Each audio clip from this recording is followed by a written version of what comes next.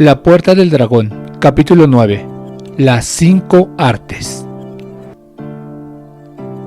Durante los años que permanecieron viajando los tres ancianos magos, continuaron aprovechando todas las oportunidades que encontraban para enseñar a su aprendiz y transmitir el camino. Wang Liping se hallaba ahora al comienzo de la séptima etapa de su entrenamiento taoísta, la cual se refiere al desarrollo del conocimiento. Los principales contenidos de estudio correspondientes a esta etapa lo constituyen las llamadas 5 artes. Estas 5 artes son 5 clases de tecnologías o artes: la medicina, la adivinación, la fisionomía, la predicción de la fortuna y el adiestramiento. Estas 5 artes se originaron en la experiencia y en el conocimiento derivados de las antiguas luchas por la supervivencia, la adaptación y el equilibrio. Posteriormente fueron grandemente desarrolladas por los taoístas, siendo cultivadas en las montañas utilizando el simbolismo arcano para expresar sus hallazgos. Cada una de ellas está impregnada con el sudor y la sangre de generaciones de trabajadores que hicieron cristalizar la experiencia y el conocimiento reunidos a lo largo de las edades. Si pudiésemos penetrar la terminología que constituye su capa externa y lográsemos extraer su verdadera médula, estas artes podrían constituir una rara bendición para la humanidad.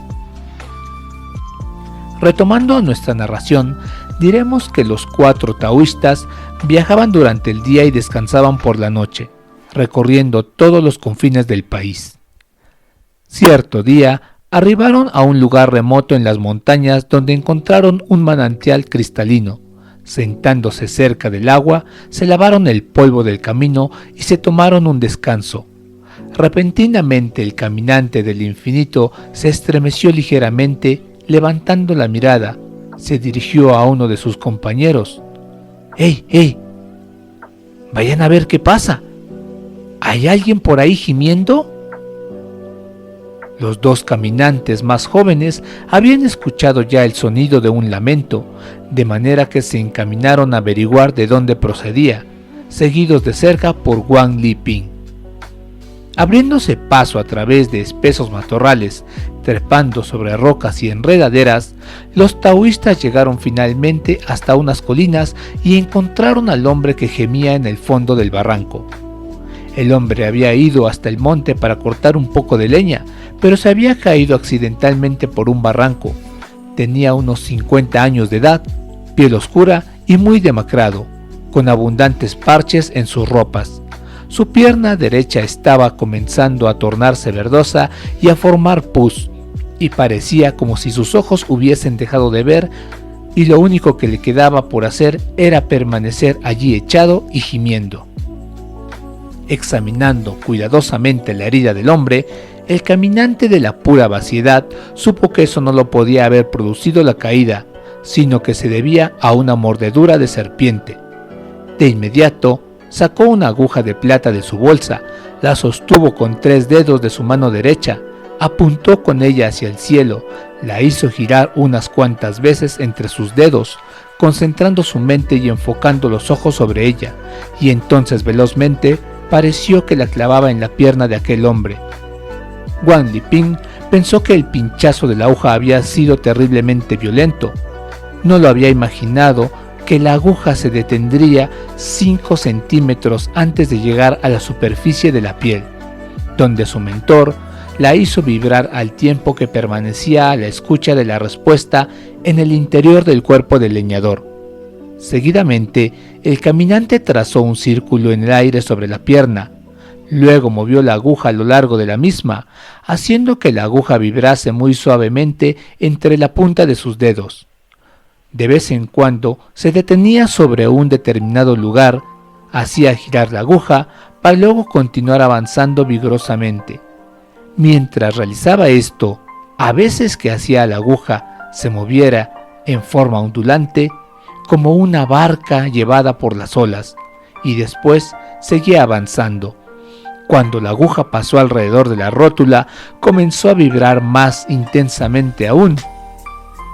El caminante la hizo girar, la levantó y la bajó, y la guió hacia adelante, como si tratase de inducir a una corriente maligna a seguir deliberadamente el curso de la aguja de plata.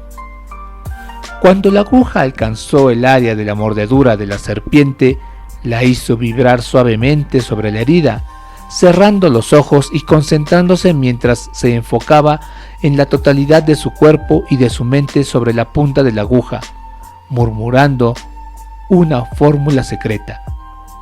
Repentinamente levantó la aguja con la velocidad del rayo y una sangre negra comenzó a salir de la herida. Al cabo de un momento, el leñador abrió los ojos y dejó de gemir. Tras levantarse, el caminante de la pura vaciedad guardó la aguja dentro de su bolsa y le dijo al leñador: «Se pondrá bien. El veneno ha sido extraído». Seguidamente Wang Liping, agachándose sobre el hombro con las palmas de las manos orientadas hacia la pierna herida del leñador, ejerció su poder interior presionando hacia abajo con el propósito de acelerar la recuperación del hombre. El caminante había sellado previamente los puntos que gobiernan la circulación por encima de la rodilla y el veneno había sido ya expulsado, de manera que con solo unas pocas presiones de poder interior por su parte, la sangre negra fluyó hacia afuera por completo, apareciendo enseguida la sangre roja normal. La hinchazón se rebajó y poco después el leñador pudo caminar nuevamente. Con lágrimas en los ojos, el hombre trató de hacer una reverencia en agradecimiento, pero los ancianos magos le detuvieron.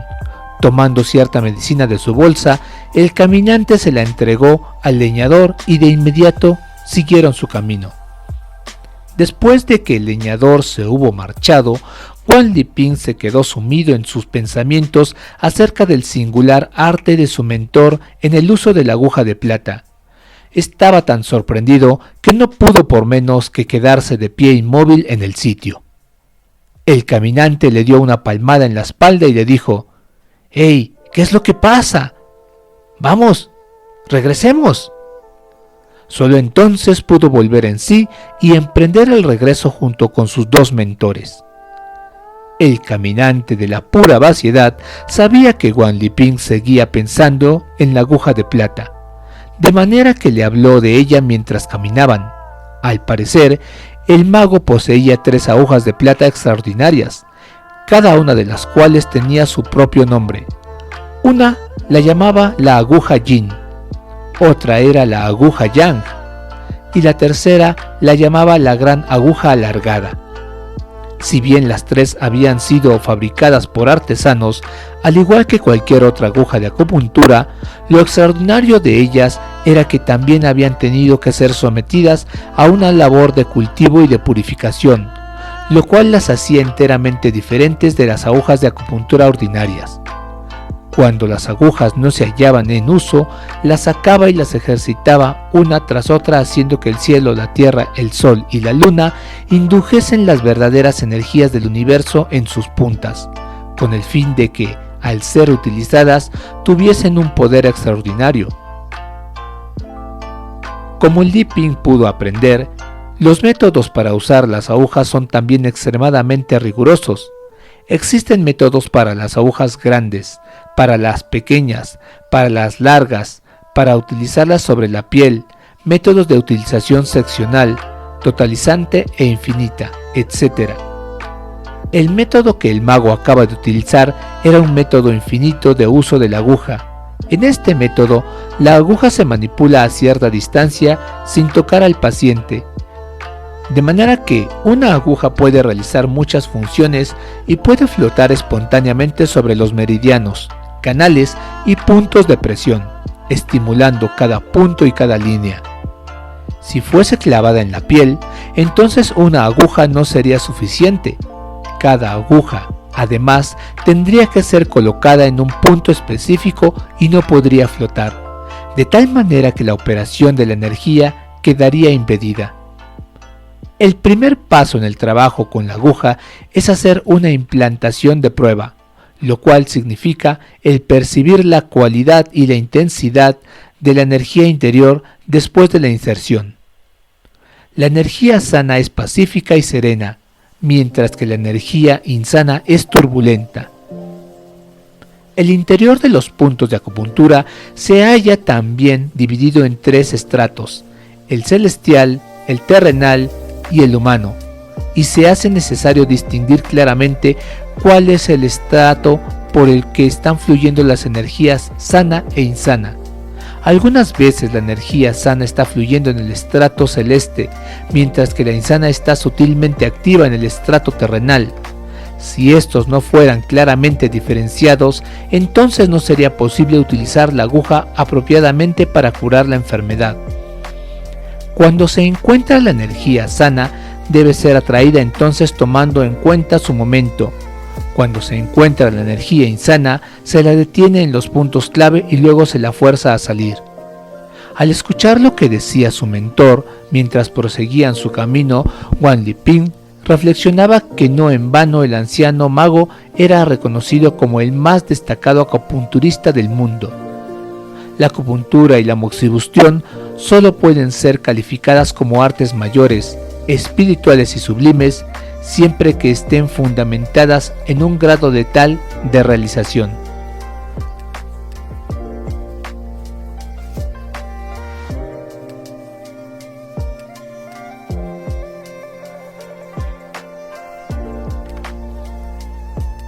Cuando los 3 regresaron hasta donde se hallaba reposando el gran maestro, el caminante de la pura vaciedad explicó que alguien había sido mordido por una serpiente, pero que ellos lo habían curado. El gran maestro dio su aprobación y luego hizo que todos se sentasen para tomar algún refrigerio. Mientras Wang Liping comía, escuchaba al caminante del infinito que le hablaba sobre medicina y curación. Este le explicó que cuando alguien es mordido por una serpiente, es necesario determinar si la serpiente es venenosa o no. La mordedura de una serpiente no venenosa deja normalmente un conjunto de 6 heridas, 4 arriba y 2 abajo. La mayoría de las serpientes venenosas, por el contrario, dejan un conjunto de 4 heridas, y además existe una evidente supuración alrededor del lugar y un terrible dolor, el cual es seguido de una parálisis. Las mordeduras se producen comúnmente en la mano o en el pie. La inflamación va subiendo gradualmente por el miembro afectado, acompañada de visión borrosa, dificultad en la respiración, mareos y vómitos, pulso debilitado y fiebre alta. Para poder curar esto, es necesario comenzar por ejercer el poder interior para sellar la ruta del veneno y hacer presión para que salga. También podrán usarse preparados medicinales, el polvo para emergencias y el polvo de esencia de jade.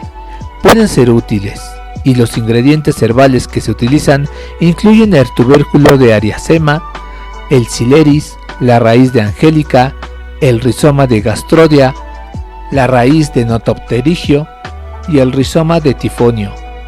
Se deberán medir las dosis de los ingredientes que se utilicen, y el proceso curativo tendrá que ser abordado analíticamente, no apegándose ciegamente a una rutina fija. En cuanto al proceso analítico se refiere, los sanadores taoístas de la Puerta del Dragón no son como cualquier otro médico. Los antiguos maestros taoístas de la Puerta del Dragón desarrollaron un total de 9 métodos, los cuales involucran cosas tales como la circulación, la penetración de la energía, la inducción de la energía, los meridianos, los canales, la estructura ósea, el sistema linfático, la visión interior y la visión penetrante. Estos 9 métodos, que producen diagnósticos rápidos y exactos, se dividen a su vez en 3 niveles correspondientes a cielo, tierra y humanidad. Por ejemplo, los canales de energía son definidos de una forma más precisa como blandos, firmes o flotantes. Estas distinciones se encuentran también en los textos médicos ordinarios, pero generalmente los médicos solamente saben tomar el pulso firme. Una vez se percibe el pulso, la mano se ciñe muy suavemente sobre la piel del paciente. Esto es el flotante, corresponde al trabajo con el nivel superior celestial del pulso. Las personas que no tienen desarrollado su poder interior no pueden hacer esto. Aparte de los puntos específicos que se encuentran en el cuerpo, el cerebro y la nuca son lugares donde se pueden interrumpir los canales de energía. Resumiendo, existen innumerables perspectivas para esta clase de trabajo. Los antepasados solían decir que la curación no es tan buena como el cuidado no es tan bueno como el diagnóstico no es tan bueno como la prevención, y la prevención no es tan buena como el conocimiento previo. El gran maestro le dijo a Wang Liping que, debido a que todavía era joven, debería comenzar por aprender a curar. Para ello necesitaba familiarizarse con la ciencia médica taoísta y comenzar a curar realmente a la gente, de todo corazón y evitando cualquier actitud equivocada. No debería rechazar ni abandonar a los enfermos ni recibir nada de ellos, sino más bien seguir las reglas del taoísmo y atraer buena fortuna y bendiciones para la gente.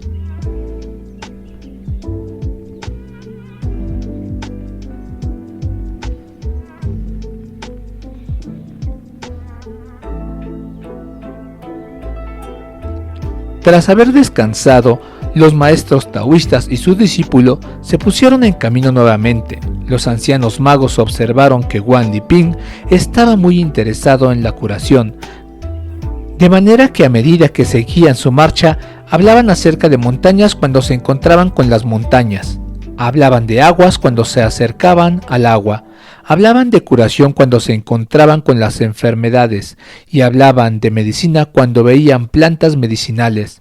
Recorrieron infinidad de lugares y vieron muchas de esas hierbas, circunstancia que aprovechaban los maestros para explicar en detalle las propiedades de cada planta a su joven aprendiz para beneficio de su formación. Cierto día, cuando los 4 habían penetrado en un denso bosque de montaña, se detuvieron a descansar. Era cerca del mediodía y no existía ninguna vivienda a la vista, de manera que el caminante de la pura vaciedad se llevó a Wang Liping para buscar algunas frutas silvestres en el bosque. Viendo que era temprano todavía y que no tenía ninguna prisa para ponerse en camino nuevamente, una vez hubieron terminado de comer, el gran maestro se tomó el tiempo para enseñar a Liping más acerca de la medicina y de las hierbas chinas. El maestro le explicó que la ciencia médica es inseparable de la herbología. Debido a que las gentes comen una mezcla de granos, son susceptibles a enfermedades. Existen numerosos métodos de curación, pero las preparaciones con hierbas son el expediente más comúnmente utilizado. La obra El herbolario clásico de Shen Nong es el manual más antiguo y el cual presenta una relación de 365 sustancias medicinales, número correspondiente a los días del año.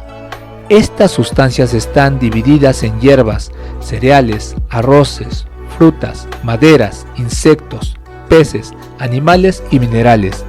También las presenta clasificadas como de tipo superior, medio e inferior. Existen 120 variedades de sustancias medicinales de tipo superior, llamadas también medicinas regidoras. Son utilizadas para sustentar la vida y alargar su duración. Pueden tomarse durante largos periodos sin producir daño. Hay 120 variedades de sustancias medicinales medias, conocidas como medicinales ministeriales. Son utilizadas para sustentar la naturaleza esencial, suplir las carencias y curar las enfermedades. No deberán ser tomadas durante periodos de tiempo largos. Existen también 120 variedades del tipo inferior de sustancias medicinales. Se conocen como asistentes y son mayormente tóxicas y deben ser tomadas con cuidado y cuando se las utiliza para curar enfermedades. También existen muchas reglas que gobiernan la preparación y la combinación de sustancias médicas. Habiendo dedicado la totalidad de su vida a la investigación, Li Zichen, trabajador de la dinastía Ming, escribió la obra compuesta por 52 pergaminos, Compendio de Herbología, la cual incluye 1892 sustancias medicinales clasificadas en 60 categorías agrupadas bajo 16 capítulos. Esta se convirtió en la fuente clásica de herbología por ser inclusiva pero no prolija y detallada aunque esencial. Para dar un ejemplo, en la sección acerca del agua existe un total de 42 clases de sustancias medicinales, clasificadas en aguas del cielo y aguas de la tierra, entre las cuales se encuentra la nieve de fin de año, que es dulce, fría y libre de toxinas. Si se mantiene en un jarro herméticamente sellado en un lugar sombrío y fresco, se conservará por décadas sin estropearse. La nieve de fin de año es buena para tratar vegetales y granos, matando los insectos. Cuando los granos de semillas se remojan en ella, los retoños no son atacados por los insectos.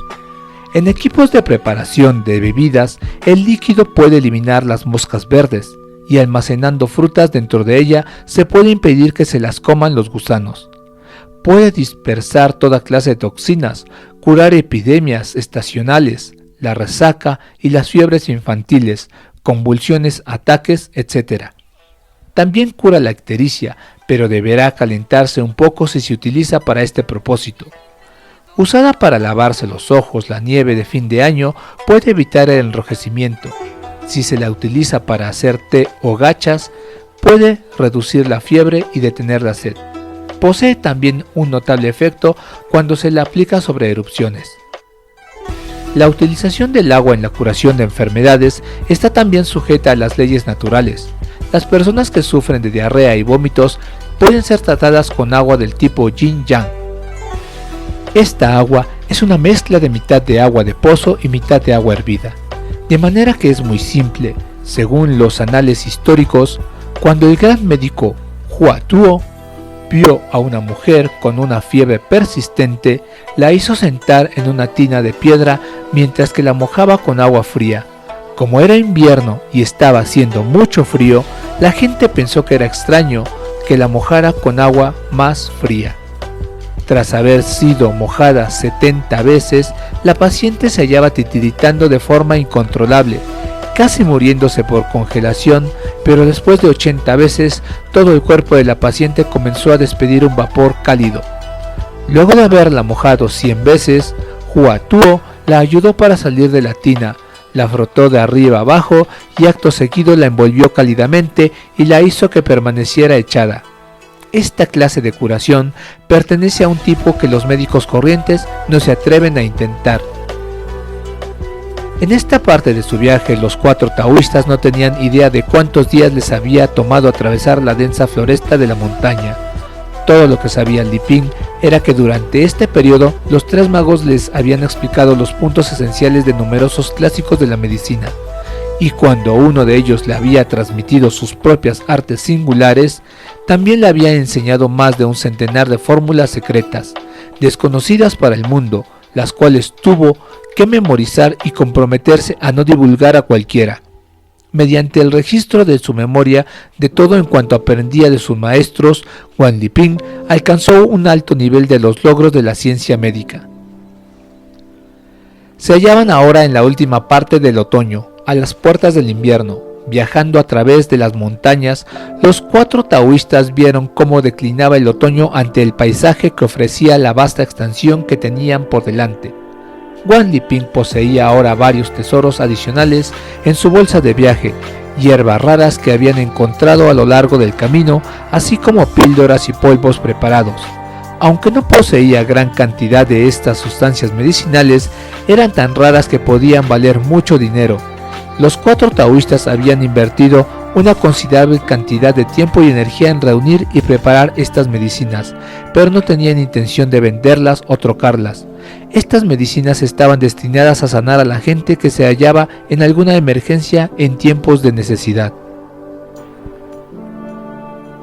Un día, al poco de haber llegado a una vuelta del camino que discurría por la ladera de una montaña, vieron a varias personas que caminaban vacilantes. Cuando estas personas llegaron cerca, los taoístas vieron que todas ellas tenían el rostro lívido y estaban vestidas con andrajos, como si fuesen gentes que huyesen de una hambruna. Cuando el caminante del infinito se dirigió a ellas, uno de los hombres dijo que el grupo vivía en un poblado y no lejos de allí, cuyos habitantes habían sido azotados por una epidemia y estaban muriendo a razón de una docena cada día. Este grupo de personas que venía por la carretera se dirigía ahora a otro lugar, con la esperanza de escapar de la epidemia. El hombre que habló aconsejó a los 4 caminantes que tomaran un desvío y evitaran atravesar el poblado. El caminante del infinito sonrió y dijo: «No hay necesidad de desviarse. Por favor, volved con nosotros. Nosotros curaremos este mal». Ellos mostraron una sombra de duda en sus rostros. El caminante del infinito observó que uno de ellos era una mujer con un niño pequeño en brazos. El niño se hallaba pálido, sus labios se habían vuelto azules, los ojos los tenía cerrados y estaba jadeando débilmente. La mujer mostraba una actitud de súplica en sus ojos. El caminante se acercó y frotó la cabeza del niño y luego dijo: «Este pequeño está bien ya. Vuelve a tu casa y dale de comer y se pondrá mejor». La mujer no lo creía al principio, pero de inmediato el color del niño comenzó a mejorar y se dio cuenta de que ya no lo consumía la fiebre. El niño abrió los ojos y gritó: «¡Mamá, mamá, tengo hambre!». Estupefacta, la mujer trató de hacer una reverencia de agradecimiento, pero Guan Liping se apresuró a detenerla. Las otras personas estaban también sorprendidas, decidieron volverse siguiendo a los 4 caminantes hasta el poblado, mientras trataban de averiguar quiénes eran. El poblado estaba desolado, no se veía ni un alma caminando en el exterior de las casas y no había ni un solo gallo cantando ni ningún perro ladrando. Todo lo que se podía apreciar era papel en blanco colgando en unas cuantas puertas que se movía con el viento otoñal. El caminante de la pura vaciedad echó un vistazo dentro de una de las casas, luego se volvió hacia el caminante del infinito y le dijo que se trataba sin duda de un estallido de cólera, el cual requería de medidas de emergencia. Sin tomarse ni un momento de descanso, los 4 caminantes dijeron inmediatamente al hombre que los había conducido allí que hiciera que todos los que eran capaces de andar se congregaran en la sala de reuniones del poblado, trayendo a los inválidos consigo en literas. Guan Liping se adelantó y limpió la sala, y luego cerró las ventanas por completo. El caminante de la pura vaciedad sacó la aguja plateada, cerró los ojos y comenzó a acumular la energía. El caminante de la pura serenidad recogió la leña y la apiló en el centro de la habitación. El caminante del infinito pidió que alguien trajese papel y un pincel. Sentado sobre el suelo, dibujó un talismán. A continuación, se lo puso sobre la palma de la mano, se lo llevó sobre el pecho y luego cerró los ojos y activó el talismán, recitando una fórmula secreta. Se completaron todos los preparativos y el poblado entero se reunió en la sala. El caminante de la pura vaciedad les pidió que se sentaran alrededor de la pila de leña. Los que no podían sentarse yacían tendidos mirando hacia el centro. El caminante del infinito hizo que Guan Liping repartiera inicialmente a los que se hallaban tendidos un grano de una píldora medicinal que sacó de su bolsa. También le pidió que encendiese el fuego. La leña no estaba seca, de manera que al quemarse produjo una gran cantidad de humo. El caminante del infinito echó al fuego el talismán que acababa de hacer. Seguidamente cerraron las puertas, de manera que el humo que llenaba la habitación comenzó a afectar a la gente. obligándoles a toser cada vez con más violencia. Poco después algunas personas vomitaron y esto desencadenó el caos. El humo y el hedor llenaban la habitación de malos olores, mientras que los ruidos de la tos, las arcadas y los lamentos llenaban la habitación de ruidos desagradables. En medio de la oscuridad, el caminante de la pura vaciedad sostenía una aguja en ambas manos y realizaba en el aire un tratamiento de acupuntura con efecto de campo, colocando mentalmente la aguja en ciertos puntos especiales de manera que todos los pacientes allí presentes sintieran el efecto en forma simultánea. Después de que el caminante de la pura vaciedad hubo realizado la acupuntura, el caminante de la pura serenidad procedió a dar a todo el grupo un masaje terapéutico en efecto de campo, el cual pudo ser percibido claramente por cada uno de los pacientes. Luego de una hora aproximadamente, la habitación se tranquilizó. No se oían más toses, arcadas ni lamentos. Los que habían permanecido sentados comenzaron a sentirse cómodos, mientras que los que habían permanecido echados comenzaron a sentarse. Todos ellos se sentían bien. Entonces el caminante del infinito le pidió a Wang Liping que abriese las puertas y las ventanas, permitiendo que entrase la luz y el aire fresco. A continuación se dirigió a los del poblado. «Podéis levantaros e iros a casa. Comed un poco en estos primeros días, descansar tranquilamente durante un tiempo y gradualmente recobraréis vuestra fuerza física». Al oír esto, los presentes se miraron unos a otros. Todos se sentían como si hubiesen sido transportados a un mundo de sueños. Sin embargo, cuando se levantaron y salieron, comprobaron sorprendidos que todo era absolutamente real. Cuando las gentes buscaron a los 4 forasteros, resultó que ya habían recogido todo y habían partido. El hombre que los había conducido al principio hasta el poblado les gritó para que esperasen, y también la mujer con el niño les dio las gracias. Los 4 caminantes continuaron andando, no obstante, y solamente Wang Liping volvió la cabeza para decir adiós. Todos los habitantes del poblado rompieron a llorar. Tras dejar el poblado durante varios días seguidos, los taoístas utilizaron la técnica del masaje a larga distancia para sanar a los pobladores más seriamente afectados. Estos pacientes se recuperaron muy rápidamente, con gran regocijo y gratitud de todos. Hay algo que falta en esta historia de la curación de la epidemia de cólera, algo que es necesario agregar.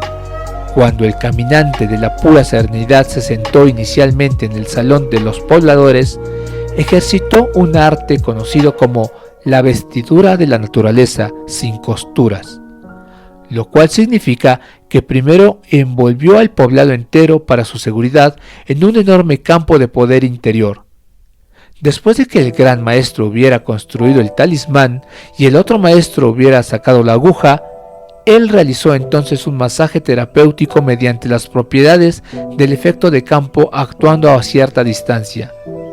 Los 3 magos utilizaron objetos con forma y sustancia con el fin de transmitir impresiones sustanciales aunque sin forma, como medio de tratar a un grupo de pacientes a la vez y poder así concluir su tarea. El hecho de que casi la totalidad de la población de la aldea estuviese afectada por el cólera al mismo tiempo era algo que los 3 maestros habían presenciado raramente durante sus largos años de práctica médica. Había tanta gente enferma y los síntomas eran de tan extrema seriedad que no había margen para la duda. Se vieron obligados a reunir a todos los pacientes y a administrarles artes, medicinas, ciencias talismánicas, acupuntura y masajes singulares, todo en una misma sesión. Dibujar un talismán sobre un papel, activar el poder interior sobre él mismo y luego quemarlo para lograr después la curación en algún mal, es lo que se denomina moxibustión ceremonial. Existen numerosas clases de talismanes. Tenemos los talismanes de prescripción, talismanes de luz del sol o de luz de luna, y talismanes de los 5 elementos, así como talismanes del cielo, de la tierra y los humanos, y los talismanes universales. No es cierto que un talismán quede listo para usarse tan pronto como se lo dibuja. Tras haber sido dibujado, el talismán tiene que ser activado y operado. Esto se logra mediante métodos específicos, los cuales requieren un nivel muy alto de poder interior. Por ejemplo, para activar un talismán de luz de sol o de luz de luna, es necesario aprender a reunir energía y también ser capaz de transferir esa energía al talismán. Cuando nos referimos a variedad de nivel todavía más elevado, como los talismanes del cielo, tierra y humanidad, estos se hallan ya más allá de los 3 planos medios y requieren el dominio y el desarrollo de niveles de poder todavía más elevados antes de que puedan ser efectivos. Estos poderes de nivel superior no son visibles para los seres humanos y hay quienes incluso dudan de su misma existencia. Por otro lado, están aquellos que creen en su existencia pero los consideran como misterios incomprensibles y ¿qué hay de la realidad? Esta suerte de poder, por supuesto, existe, como vimos en los anteriores relatos de la detención de la lluvia y en esta historia sobre la curación de una enfermedad. La ciencia médica china se originó con la curación chamánica. En la antigüedad, la sanación y el chamanismo marchaban juntos. Posteriormente se fueron separando. Algunas personas consideran este hecho como un progreso histórico, pero otros creen igualmente que este progreso implica en realidad un cierto retroceso. ¿Cuál de estos puntos de vista es correcto? Pareciera que no existe una conclusión posible para esta pregunta, pero una cosa sí es segura. Si se separa la ciencia médica de su contexto general dentro de la propia cultura china, si se la separa de los fundamentos de las teorías del yin, yang y de los 5 elementos, si se la abstrae de la base pragmática del trabajo interior, entonces habrá perdido su origen vivencial. La experiencia es indispensable en el desarrollo de la ciencia médica china. La medicina occidental también posee en su seno algunos elementos que podrían arrojar alguna luz sobre el desarrollo de la medicina china. Ni la experiencia ni la medicina occidental, sin embargo, pueden constituirse en fundamentos para el desarrollo de la medicina china.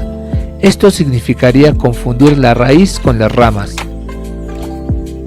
La medicina china se divide en 3 niveles correspondientes al cielo, la tierra y la humanidad, exactamente igual que le acontece a la experiencia, la cual también posee esos 3 niveles. La experiencia acerca de la que habla el común de la gente no logra llegar más allá del dominio de los 3 planos inferiores. Si la medicina china estuviese circunscrita a este marco, su desarrollo sufriría una tremenda limitación. La medicina taoísta no tiene tales limitaciones, más bien amplía el dominio de la experiencia hasta alcanzar los 3 planos medios y superiores, donde existen numerosas técnicas útiles para que puedan ser aplicadas, e innumerables poderes que pueden ser utilizados. La condición previa para utilizar estos métodos y poderes por parte del sanador es el propio cultivo personal de su trabajo interior. Es aquí donde la sanación y el chamanismo se hallan unidos. Esta clase de medicina china es superior a la ordinaria y aún muy superior a la medicina china occidentalizada. Esta premisa es el fundamento original y la verdadera tradición de la medicina china. Solamente siguiendo esta línea podrá existir un desarrollo todavía mayor. He aquí un ejemplo sencillo. Hace ya varios años el maestro Wang Liping dio una conferencia sobre medicina taoísta a los profesores de varias escuelas médicas chinas. Cuando explicaba cómo se dividían los pulsos en 3 niveles correspondientes al cielo, la tierra y la humanidad, y hablaba acerca de cómo tomar el pulso flotante, los profesores comprendieron los principios, alegando que había oído acerca de ellos a sus propios profesores, pero que no conocían la razón de su existencia y en consecuencia nunca lo habían practicado ni lo habían empleado y no podían encontrar el pulso flotante sobre el nivel superior o cielo. El conferenciante les señaló que era naturalmente imposible encontrarlos utilizando los métodos ordinarios. Este pulso posee docenas de signos, prosiguió, con mínimas distinciones entre ellos. Sin el trabajo interior, uno ni siquiera podría comprender lo que está escrito en los textos médicos, cuanto más aplicarlo. Lo que sigue se refiere a los métodos normales de atención médica. La medicina china no causa al paciente más dolor y sufrimiento, pero puede diagnosticar, prescribir y dar tratamiento basándose en las manifestaciones externas. La medicina occidental, por el contrario, escasamente puede dar un paso sin instrumentos en lo que se refiere a afecciones de los órganos internos o a trastornos debajo de la superficie de la piel. La medicina occidental necesita realizar biopsias o cirugía exploratoria para realizar diagnósticos exactos, lo cual proporciona al paciente todavía más dolor y sufrimiento. La medicina occidental carece también de una conciencia de la totalidad y no puede practicar el tratamiento dialéctico. Cuando duele la cabeza, se da tratamiento a la cabeza. Cuando duelen los pies, se tratan los pies, sin considerar los efectos colaterales que puedan producir las medicinas empleadas. Con frecuencia sucede que cuando una enfermedad ha sido eliminada, surge otro trastorno. Esta forma de encarar las cosas puede parecer avanzado, pero en realidad es primitivo. La sanación taoísta es un regreso a la simplicidad, eliminando cantidades de procesos intermedios y mirando directamente el origen del mal y eliminando su causa directamente, con resultados extraordinariamente buenos. La gente común que da testimonio del proceso sanador lo considera maravilloso, pero esto no es realmente extraño. El maestro Wan Liping dice que mientras que los médicos ordinarios necesitan tomar pulsos y realizar exámenes, él puede comprender una enfermedad simplemente mirando. Tanto si la persona está presente o no, puede ver la enfermedad con sus ojos. ¿Por qué insiste el taoísmo tan firmemente sobre el fundamento del autodesarrollo personal? Existen varias razones. Primero, sin una purificación del pensamiento hacia un nivel superior, no podrá comprenderse lo esencial de la cultura antigua. Segundo, sin un grado sumamente elevado de poder interior, no se puede hacer que operen muchas de las técnicas y será imposible dominar los poderes no humanos. Tercero, de acuerdo con la teoría de la unidad de la naturaleza y la humanidad, el cuerpo natural del universo se encuentra en proceso de evolución, de manera que el cuerpo humano, el cual se corresponde con aquel, se halla también en proceso de evolución. Surgen nuevos problemas que requieren su estudio por parte de las gentes de nuestro tiempo con el fin de tratar de resolverlos. En términos de ciencia médica, la naturaleza curativa de algunas sustancias medicinales ha cambiado. En consecuencia, los métodos de comprender y prescribir deberán cambiar también, con el fin que no pierdan sus efectos terapéuticos. Esta será una tarea para las futuras generaciones de médicos. En resumen, el desarrollo de la medicina china es inseparable de su tradicional trasfondo cultural, particularmente del pensamiento filosófico tradicional taoísta. Es igualmente inseparable del cultivo del poder interior por parte de los mismos médicos. También requiere la absorción de nutrientes provenientes de la experiencia cotidiana y de la medicina occidental. Las tres cosas son necesarias, pero es importante distinguir lo fundamental de lo subsidiano con el objeto de no desentenderse de la raíz para perseguir la rama si se invierte en el orden adecuado de las cosas. Fin del capítulo 9.